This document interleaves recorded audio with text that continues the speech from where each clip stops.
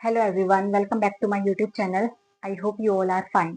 जैसे कि हमें पता है, 12th बोर्ड के एग्जाम स्टार्ट हो चुके हैं और बायो का एग्जाम भी जल्दी देखने को मिलेगा मार्च 27 को। ठीक है, उसके लिए मैंने एक सीरीज स्टार्ट की है क्विक रिवीजन की, जिसमें मैं कवर करूंगी बायो के एनसीईआरटी बेस्ड सारे चैप्टर और उनका रिवीजन करवाने की कोशिश करूंगी शॉर्ट से शॉर्ट टाइम में। ये नहीं होगा कि टाइम ज्यादा वेस्ट हो और कॉन्सेप्ट कम क्लियर हो। मेरा टारगेट ये रहेगा कम टाइम में कंप्लीट तुम रिवाइज कर सको अपने सिलेबस को, क्योंकि पढ़ा हुआ है आप लोगों का। बस अभी आपको सिर्फ रिवीजन की रिक्वायरमेंट है और उस रिवीजन में मैं पूरा अपना सहयोग और अपना पूरा योगदान आप लोगों को प्रोवाइड करूंगी इन वीडियोस के थ्रू। तो चलिए स्टार्ट करते हैं आज के first chapter sexual reproduction in flowering plants के क्विक रिवीजन से। Sexual reproduction and flowering plants मैंने डिटेल में भी पढ़ाया हुआ है। अगर किसी स्टूडेंट को डिटेल में वीडियो चाहिए तो आप मेरे चैनल को जाके चेकआउट करो। पीछे के वीडियोस में आपको कंप्लीट 5 से 6 वीडियोस हैं जहां पे कंप्लीट इस चैप्टर का मैंने रिवीजन किया हुआ है डिटेल में। आज करेंगे क्विक रिवीजन।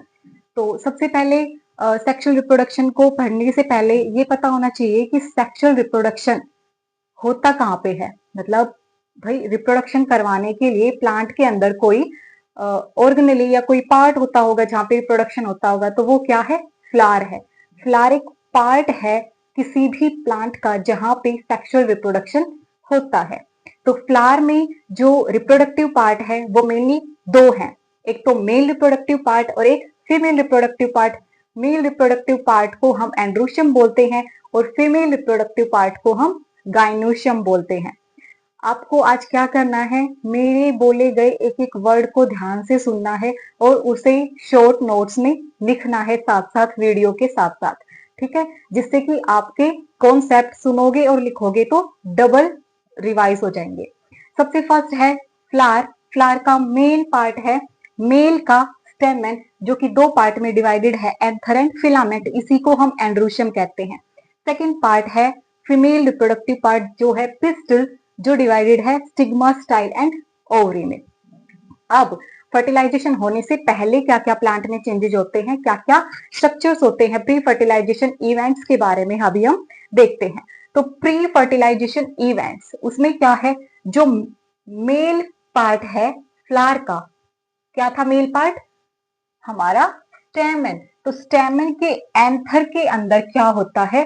एंथर हमारा बाइलोब्ड स्ट्रक्चर होता है, डाई थिकस होते हैं, उसमें दो थिक्का होता है। इस एंथर के अंदर 4 माइक्रोस्पोरेंजिया होते हैं, जो कि मिलके बनाते हैं एक पोलन सैक, और पोलन सैक के अंदर बनते हैं हमारे पोलन ग्रेन। अब ये पोलन ग्रेन बनते कैसे हैं? सबसे पहले हमें पता होना चाहिए कि ये जहां बन रहे हैं उसका स्ट्रक्चर क्या है।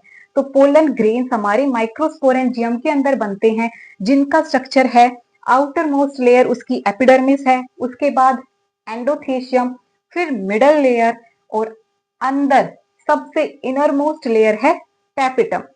जो आउटर 3 लेयर है माइक्रोस्पोरेंजियम की, outer 3 layer epidermis, endothecium and middle layer काम करती है प्रोटेक्शन का, और सबसे इनर लेयर टैपिटम ये क्या करती है? पोलन ग्रेन को नरिशमेंट प्रोवाइड करती है। अब पोलन ग्रेन कहाँ बने हैं? माइक्रोस्पोरेंजियम के अंदर। लेकिन बने किससे हैं? माइक्रोस्पोरेंजियम के अंदर स्पोरोजिनस टिश्यू होता है। ये तो इसकी आउटर लेयर्स है, ये तो कवरिंग है, और इनके अंदर होता है स्पोरोजिनस टिश्यू, और ये सेंटर में प्रेजेंट होता है। और इसमें जब मियोटिक डिवीजन होता है, जब रिडक्शनल डिवीजन होता है, तब हमारे बनते हैं माइक्रोस्पोर टेट्राड। ये डिवीजन हमेशा याद रखना है, कहाँ माइटोटिक डिवीजन होता है और कहाँ मियोटिक डिवीजन होता है। यहाँ पे हो रहा है हमारा रिडक्शनल डिवीजन, मियोटिक डिवीजन, जिससे कि स्पोरोजिनस टिश्यू से हमें मिलेंगे माइक्रोस्पोर टेट्राड। माइक्रोस्पोर टेट्राड से बनते हैं माइक्रोस्पोर्स, इसे ही हम पोलन ग्रेन कहते हैं। और ये process of formation of microspore is known as microsporogenesis. तो अभी हमने क्या कवर किया है? हमने कवर किया है माइक्रोस्पोरोजेनेसिस का प्रोसेस, कि स्पोरोजिनस टिश्यूज के अंदर हमारा म्यूटिक डिवीजन होगा, जिससे हमें माइक्रोस्पोर टेट्राड देखने को मिलेंगे और उन माइक्रोस्पोर टेट्राड से हमें माइक्रोस्पोर मिलते हैं। उन माइक्रोस्पोर्स को ही पोलन ग्रेन बोला जाता है। अब पोलन ग्रेन बन चुके हैं हमारे, अब हमें पता होना चाहिए पोलन ग्रेन का स्ट्रक्चर एक्चुअली होता कैसा है। Pollen grain, outer layer of pollen grain is made up of sporopollenin and is known as exine। Pollen grain की आउटर लेयर को एक्साइन बोलते हैं और ये बनी हुई होती है स्पोरोपोलेनिन। याद करो स्पोरोपोलेनिन क्या होता है, एक ऐसा मटेरियल होता है जो कि किसी भी एंजाइम ना किसी हाई टेम्परेचर या प्रेशर से डिग्रेड हो सके, इसीलिए हमें पोलन ग्रेन फोसिल की तरह भी देखने को मिलते हैं। मोस्ट इंपोर्टेंट पॉइंट है ये स्पोरोपोलेनिन के फंक्शन का। उसके बाद है जहां एक्साइन के ऊपर जहां स्पोरोपोलेनिन एब्सेंट है उस रीजन को हम जामपोर बोलेंगे, ठीक है। उसके बाद outer most covering pollen grain की एक्साइन, एक्साइन के अंदर है इनर इंटाइन, नाम से क्लियर है इंटाइन और इनर, जो बनी हुई है सेलुलोज और पैक्टिन की, ठीक है। आई होप आप लोगों को ये क्लियर हुआ होगा। अब जो पोलन ग्रेन्स हैं वो 60% केसेस में टू सेल्ड स्टेज में शेड होते हैं और 40% में थ्री सेल्ड स्टेज में। तो वो टू सेल्ड स्टेज कौन सी हैं? फर्स्ट है वेजिटेटिव सेल और सेकंड है जनरेटिव सेल। जनरेटिव सेल छोटी होती है और वेजिटेटिव सेल के साइटोप्लाज्म में फ्लोट करती रहती है। देखो, टू सेल्ड स्टेज 60% केसेस में देखने को मिलती है, जहां पे वेजिटेटिव सेल होती है, एक जनरेटिव सेल होती है। Vegetative cell big, generative cell small and float in the cytoplasm of vegetative cell. Next है थ्री सेल स्टेज कंडीशन, जहां पे पोलन ग्रेन 40% केसेस में तीन सेल स्टेज पे शेड होते हैं स्टिग्मा के ऊपर। वो तीन सेल स्टेज कौन सी हैं? Vegetative, same, generative. अब इसमें क्या होगा, जनरेटिव सेल में माइटोटिक डिवीजन हुआ, मतलब इक्वेशनल डिवीजन हुआ, माइटोसिस हुआ और जनरेटिव सेल ने बना दिए टू मेल गैमेट और अब ये थ्री सेल स्टेज में जाके स्टिग्मा के ऊपर शेड होंगे। आई होप आप लोगों को ये क्लियर हुआ होगा, ठीक है। नेक्स्ट है, दो टर्म्स आती हैं पोलन ग्रेन से related, pollen allergy and pollen consumption. हमें एक भी पॉइंट मिस नहीं करना है, सारे पॉइंट पढ़ने हैं लेकिन क्विकली। तो पोलन एलर्जी क्या है कि पोलन ग्रेन्स की वजह से कई बार क्या होता है, कई लोगों में अस्थमा एंड ब्रोंकाइटिस जैसी रेस्पिरेटरी डिजीज देखने को मिलती है, रेस्पिरेटरी डिसऑर्डर देखने को मिलता है, जिसे ही पोलन एलर्जी बोलते हैं, ठीक है। और ये बेसिकली कई बार, जैसे पार्थिनियम नाम सुना है आपने, पार्थिनियम कैरेट ग्रास, कांग्रेस ग्रास भी जिसे बोलते हैं, जो कि एक्सपोर्ट हुआ था एज ए वीड, ठीक है। तो वो पोलन एलर्जी कोज करता है। उसके बाद पोलन कंजप्शन की कई क्या है, जो हमारे एथलीट्स हैं, जो रेस के हॉर्स हैं, वो पोलन ग्रेन्स को कंज्यूम करते हैं, जिससे उनकी क्या है, कैपेबिलिटी बढ़ती है, उनकी क्षमता बढ़ती है। तो पोलन कंजप्शन और पोलन एलर्जी यहाँ पे हमारा क्लियर होता है। उसके बाद एक चीज है पोलन वायबिलिटी, कि पोलन ग्रेन्स कब तक वायबल है किसी भी जैसे पोलिनेशन करवाने के लिए, ठीक है। पोलन ग्रेन्स का काम क्या है, पोलिनेशन करवाना। तो पोलन ग्रेन्स शेड हो गए, ठीक है, लेकिन उनकी वायबिलिटी क्या है, वो कब तक जाके पोलिनेशन करवा सकते हैं, वो है जो हमारे व्हीट है, राइस है, मतलब बेसिकली जो हमारे सीरियल्स हैं, उनमें उनकी वायबिलिटी ओनली 30 मिनट्स की होती है। लेकिन कुछ फैमिलीज ऐसी हैं, जैसे रोजेसी हो गया, लेगुमिनेसी हो गया और सोलेनेसी फैमिली हो गया, उनके पोलन ग्रेन्स की वायबिलिटी कई महीनों तक होती है, इनकी वायबिलिटी मंथ तक होती है। उसके बाद एक आखिरी चीज है पोलन ग्रेन्स से रिलेटिव, प्रिजर्वेशन, कि पोलन ग्रेन्स को प्रिजर्व कैसे किया जाता है। उनको प्रिजर्व किया जाता है लिक्विड नाइट्रोजन में 196 डिग्री सेल्सियस, वो भी -196 degree Celsius. Preservation liquid nitrogen in -196 degree Celsius. Next है अब हमारा पिस्टिल, जो हमारा female reproductive part of flower है, जो गाइनोशियम है, अब हम उसे देखेंगे। तो गाइनोशियम क्या है, इसके लिए पहले हमें 3-4 टर्म्स है, इनके बारे में पता होना चाहिए, 1 मार्क में क्वेश्चन कई बार आ जाता है। मोनोकार्पलरी, पिस्टिल का हमें पता है दूसरा नाम कार्पल भी है, पिस्टिल को हम कार्पल बोलते हैं। मोनोकार्पली मीन्स ऐसे फ्लावर जहां पे सिर्फ सिंगल कार्पल है, सिंगल पिस्टल है, वो है मोनोकार्पलरी। जहां पे एक से ज्यादा पिस्टल है उन्हें हम बोलते हैं मल्टीकार्पलरी। सिनकार्पस अगर वो पिस्टल फ्यूज्ड है तो वो सिनकार्पस, और अगर वो फ्री पिस्टल है तो एपोकार्पस। आई होप आप लोगों को ये 4 टर्म्स याद हुई होंगी, ठीक है। उसके बाद है स्ट्रक्चर ऑफ मेगास्पोरेंजियम। यहाँ पे मिसप्रिंट हुआ है, मैंने गलत लिखा है मेगा, ठीक है। Structure of megasporangium. मेगास्पोरेंजियम में क्या होता है, आउटर लेयर्स होती हैं, इंटेगुमेंट जिसे बोलते हैं, आउटर इंटेगुमेंट और इनर इंटेगुमेंट। बेसिकली 2 लेयर होती हैं जिन्हें इंटेगुमेंट्स बोलते हैं। उसके बाद होता है न्यूसिलस, और न्यूसिलस के अंदर होता है एम्ब्रियो सैक। न्यूसिलस किसका काम करता है, नरिशमेंट का। जो वहां पे टैपेटम का फंक्शन था, यही यहाँ पे न्यूसिलस का फंक्शन है। ये डेवलपिंग एम्ब्रियो सैक को नरिशमेंट का काम प्रोवाइड करता है। और जो इंटेगुमेंट्स हैं ये क्या करती हैं, प्रोटेक्शन का काम करवाती हैं। नेक्स्ट है न्यूसिलस के अंदर हमारा एम्ब्रियो सैक प्रेजेंट है, जिसे फीमेल गैमेटोफाइट बोलते हैं। एम्ब्रियो सैक है और 2 एंड होते हैं, माइक्रोपाइलर एंड और chalazal end. Megaspore mother cell होती है, एमएमसी जिसे हम बोलते हैं।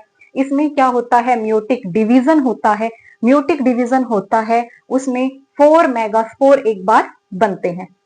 मेगास्पोर मदर सेल में रिडक्शनल डिवीजन होगा तो हमें 4 मेगास्पोर्स देखने को मिलेंगे, जिसमें से क्या होगा, 3 मेगास्पोर डिजनरेट हो जाते हैं और ओनली 1 मेगास्पोर फंक्शनल बचता है। और उस 1 फंक्शनल मेगास्पोर से हमारा एम्ब्रियो सैक बनेगा, जिसे हम फीमेल गैमेटोफाइट बोलते हैं। और ये जो हमारा फीमेल गैमेटोफाइट है ये 7 सेल्ड 8 न्यूक्लिएट होता है। यहाँ से 99% क्वेश्चन आ जाता है, फीमेल गैमेटोफाइट से क्वेश्चन आ जाता है। 7 सेल्ड 8 न्यूक्लिएट स्ट्रक्चर होता है। इसको आगे डिटेल में पढ़ेंगे डबल फर्टिलाइजेशन जब हम करेंगे उस टाइम।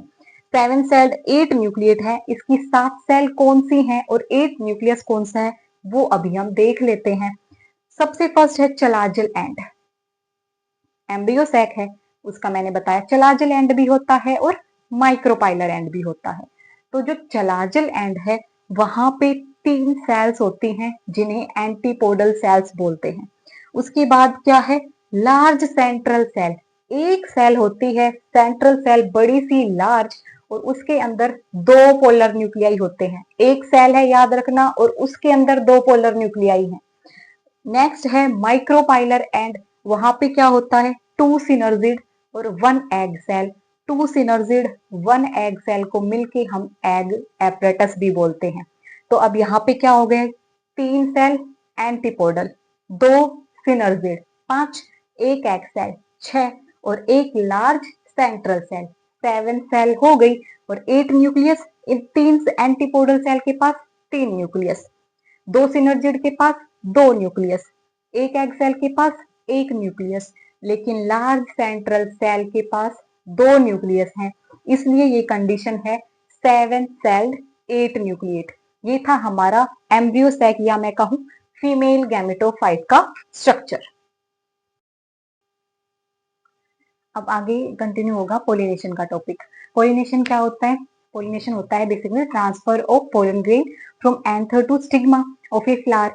तो टाइप्स ऑफ पोलिनेशन कितने होते हैं, ऑटोगैमी, जीनोगैमी और geitonogamy. Types of pollinations are, number first autogamy, in which within same flower pollination होता है। सिंगल फ्लावर है, उसी फ्लावर के एंथर से हमें पोलन ग्रेन मिले हैं और वो उसी फ्लावर के स्टिग्मा के ऊपर जाके लैंड हुआ है और उसके बाद पोलिनेशन हुआ है। उस टाइप का पोलिनेशन कहलाता है ऑटोगैमी। सेकंड है geitonogamy. Geitonogamy means same plant another flower, मतलब प्लांट तो सेम है लेकिन फ्लावर डिफरेंट है। थर्ड है जीनोगैमी, इसमें प्लांट ही डिफरेंट है। ऑटोगैमी, जिटनोगैमी और xenogamy, these are 3 types of pollination. Next है इसमें एजेंट्स ऑफ पोलिनेशन, कि पोलिनेशन को करवाने के लिए हमें किसी की हेल्प चाहिए होगी। वो एजेंट्स क्या है पोलिनेशन के, तो वो बेसिकली 2 टाइप के एजेंट्स हमें देखने को मिलते हैं। फर्स्ट है बायोटिक, सेकंड है एबायोटिक। एबायोटिक में आएंगे विंड एंड वोटर। ऐसा पोलिनेशन जो विंड और वोटर की हेल्प से हो रहा है वो आएगा एबायोटिक एजेंट्स में, और बायोटिक एजेंट्स जो बेसिकली एनिमल्स, इंसेक्ट्स, इनकी हेल्प से हो रहा है वो आएंगे बायोटिक एजेंट्स ऑफ पोलिनेशन में। तो विंड की हेल्प से जो पोलिनेशन हो रहा है उनके पोलन ग्रेन्स की क्या कैरेक्टरिस्टिक फीचर्स होनी चाहिए, वो बेसिकली लाइट वेट होने चाहिए, नॉन स्टिकी होने चाहिए, ताकि विंड से वो विंड आएगी तो वो इजीली एक जगह से दूसरी जगह पे ट्रांसफर हो सके। ठीक है। विंड विंड पोलिनेशन करवाने के लिए पोलन ग्रेन्स की क्या कैरेक्टरिस्टिक फीचर्स हैं, वो लाइट है, नॉन स्टिकी है, फेदरी स्टिग्मा होना चाहिए, और एग्जाम्पल इसका क्या आ जाएगा, कॉर्न कोब एंड ग्रासेस। सेकंड है वोटर से अगर पोलिनेशन करवा रहे हैं तो उनके पोलन ग्रेन्स कैसे होते हैं, लॉन्ग, रिबन लाइक, और उनके ऊपर होती है म्यूसिलेज की कवरिंग। इसके एग्जाम्पल है वेलिस्नेरिया, हाइड्रिल्ला और जूस्टेरा। एक स्टार मार्क के मैंने पॉइंट लिखा है वो आप लोगों को अच्छे से याद करना है, क्या कि एक दो प्लांट है, voter hyacinth and voter lily है, तो ये एक्वेटिक प्लांट, लेकिन इनमें पोलिनेशन किसकी हेल्प से हो रहा है, इंसेक्ट और विंड की हेल्प से। ये एक्वेटिक है लेकिन अपने इसने क्या है, फ्लावर को ऊपर वोटर से बाहर निकाला हुआ है, और उन फ्लावर में पोलिनेशन हो रहा है इंसेक्ट्स और विंड की हेल्प से, वोटर हाइसिंथ और वोटर लिली में। फिर है जो बायोटिक एजेंट से पोलिनेशन हो रहा है, जो एनिमल से हो रहा है, उनके क्या होते हैं, उनके जो हमारे फ्लावर्स हैं वो बेसिकली लार्ज होंगे, ब्राइट कलर के होंगे, कलरफुल होंगे, ताकि वो इंसेक्ट्स को अट्रैक्ट कर सके अपनी साइड। ठीक है। तो इनके फ्लावर कैसे हैं, कलरफुल हैं, फ्रेगनेंट है, नेक्टर है उनके ऊपर, क्या, क्योंकि नेक्टर वो एज ए रिवार्ड देंगे आने वाले इंसेक्ट्स को। कोई इंसेक्ट आके पोलिनेशन करवा रहा है उस फ्लावर का, तो एज ए रिवार्ड फ्लावर उसे अपना नेक्टर प्रोवाइड करते हैं। और इनके पोलन ग्रेन्स कैसे होते हैं, स्टिकी, ताकि ये आसानी से जो इंसेक्ट्स हैं, एनिमल्स हैं, उनकी बॉडी पे जाके स्टिक हो जाएं। फिर एक टर्म आती है आउट ब्रीडिंग डिवाइसेस। ये तो था हमारा पोलिनेशन, टाइप ऑफ पोलिनेशन और एजेंट्स ऑफ पोलिनेशन। और हमें क्या याद रखना है कि विंड पोलिनेशन, वोटर पोलिनेशन और एनिमल पोलिनेशन, इनके जो एग्जाम्पल हैं वो हमें याद रखने हैं। उसके बाद है out breeding devices. Out breeding devices क्या होते हैं, these are devices used to prevent inbreeding depression। अब इनब्रीडिंग डिप्रेशन क्या होता है, अगर बार बार सेल्फ पोलिनेशन होता रहे, सेल्फ पोलिनेशन होता रहेगा प्लांट में, तो जो उसके रिसेसिव करेक्टर्स हैं, ये कोई डिजीज भी हो सकती है, रिसेसिव ट्रेट, ठीक है, तो वो चांसेस हैं उसके डोमिनेंट होने के। बार बार सेल्फ पोलिनेशन होने से जो छुपा हुआ करेक्टर है, जो रिसेसिव ट्रेट है, वो अपने आप को एक्सप्रेस कर जाएगी, अपने आप को डोमिनेंट कर जाएगी, वो कहलाता है इनब्रीडिंग डिप्रेशन। और इनब्रीडिंग डिप्रेशन को रोकने के लिए जो डिवाइसेस यूज होते हैं वो कहलाते हैं आउटब्रीडिंग डिवाइसेस। आई होप आप लोगों को ये दोनों चीजें क्लियर हुई होंगी, what is inbreeding depression and what is outbreeding devices. Second है पोलन पिस्टल इंटरेक्शन। नाम से ही क्लियर है कि जब पोलन ग्रेन आ रहा है और जो हमारी पिस्टल है, स्टिग्मा, स्टाइल और ओवरी है, जो उनके बीच में क्या इंटरेक्शन हो रहा है। ऐसे ही तो नहीं है कोई भी पोलन ग्रेन आके स्टिग्मा के ऊपर लैंड कर जाए और फ्लावर को पोलिनेट कर दे, ऐसा नहीं होता है। उनके लिए पहले क्या होगा, पोलन और पिस्टल के बीच में इंटरेक्शन होता है, रिसेप्टिविटी ऑफ स्टिग्मा और कंपेटिबिलिटी ऑफ पोलन ग्रेन्स देखा जाता है कि आने वाले पोलन ग्रेन्स के लिए स्टिग्मा अभी रिसेप्टिव है भी या नहीं, ठीक है, और पोलन ग्रेन्स कंपेटिबल है या नहीं, ये दो चीजें देखी जाती हैं पोलन पिस्टल इंटरेक्शन में। आई होप आप लोगों को ये अच्छे से क्लियर हुआ होगा what is pollen pistol interaction.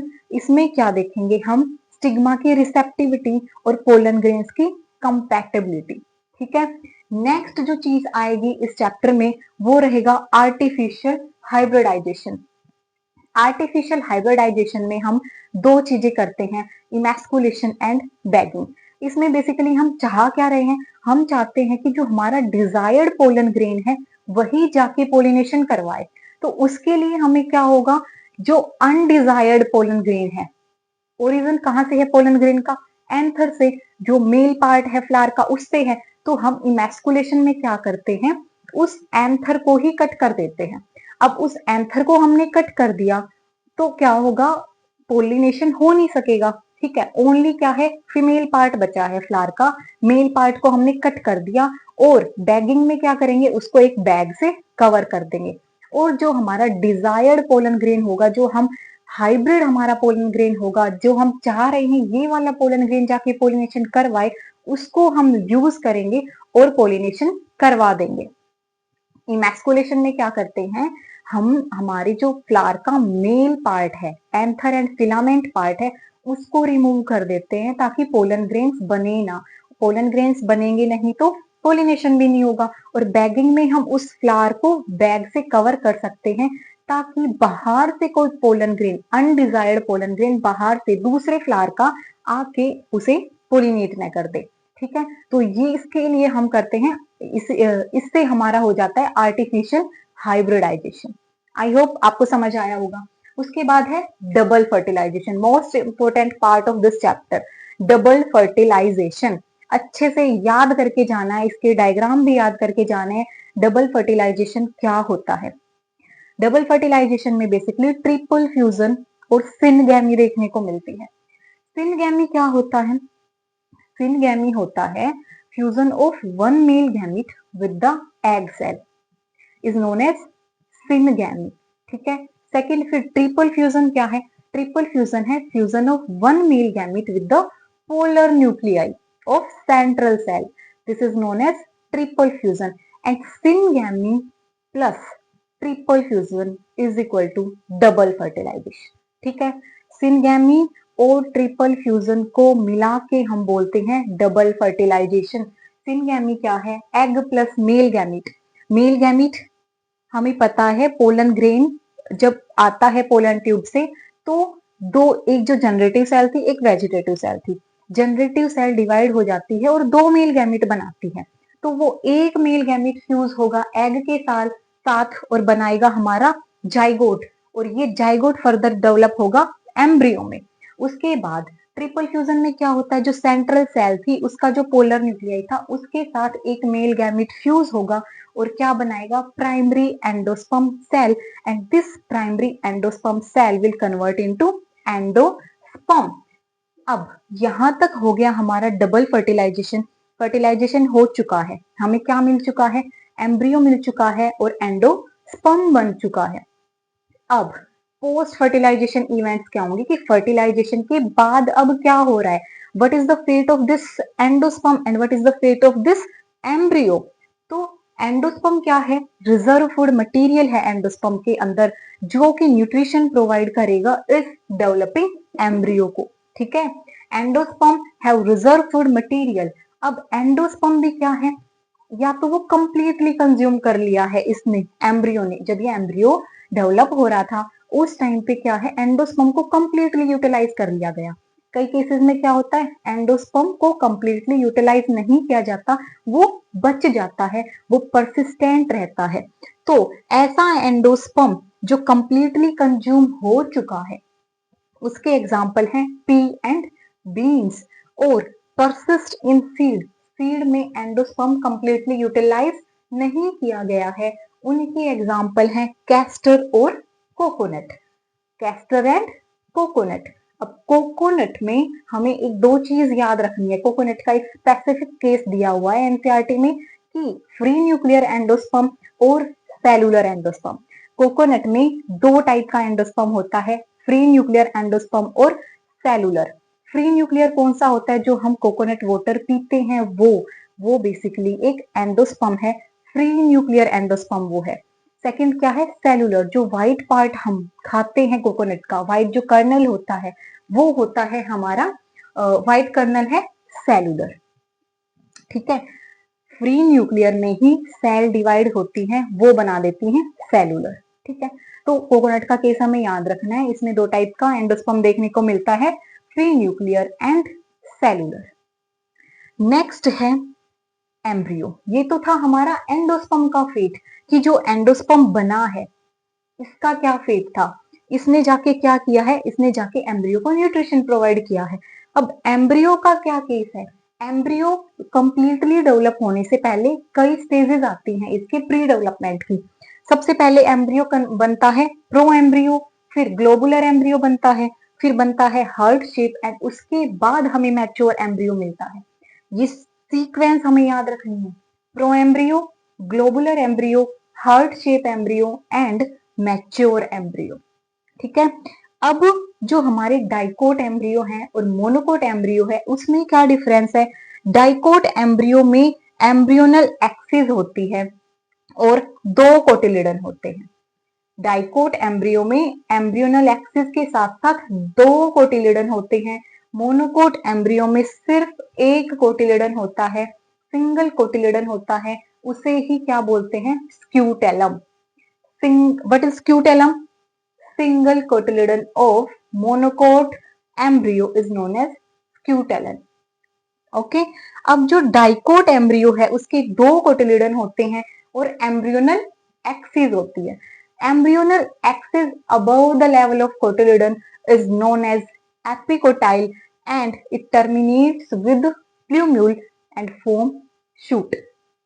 क्या याद रखना है, जो एम्ब्रियोनल एक्सिस है, embryonal axis above the level of cotyledon, जो कोटिलिडन के लेवल से ऊपर है वो उसे हम एपिकोटाइल बोलते हैं और वो टर्मिनेट्स हो जाती है प्लूम्यूल के साथ, एंड प्लूम्यूल फर्दर बाद में क्या बनाता है, शूट। प्लूम्यूल से हमें शूट मिलता है और रेडिकल से हमें रूट मिलता है। और embryonal axis below the level of cotyledon is known as hypocotyle. It terminates with radical and radical will convert into, या हम वहीं कहें radical will form root. Plumule से सूट मिल गई, रेडिकल से रूट मिल गई और कंप्लीट हमारा प्लांट हमें मिल जाएगा। नेक्स्ट है सीड। सीड क्या होता है? Seed no residual endosperm. Seed भी 2 टाइप के होते हैं, ऐसा सीड जिसमें कोई भी रेजिडुअल एंडोस्पर्म प्रेजेंट नहीं है, और एक दूसरा सीड जिसमें रेजिडुअल एंडोस्पर्म प्रेजेंट है।